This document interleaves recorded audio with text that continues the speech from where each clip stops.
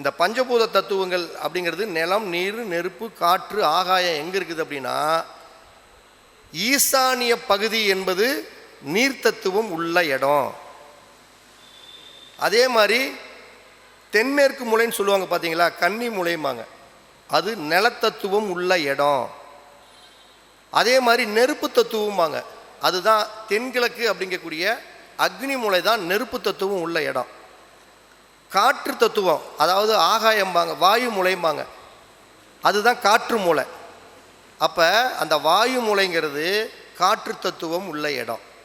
அப்போ நிலம், நீர், நெருப்பு, காற்று, இந்த ஆகாய தத்துவம் அப்படிங்கிறது நம்முடைய வீட்டுக்கும் வீட்டை சுற்றி இருக்கக்கூடிய காம்பவுண்டுக்கும் இடையில் இருக்கக்கூடிய பகுதி, இதுதான் ஆகாயம்.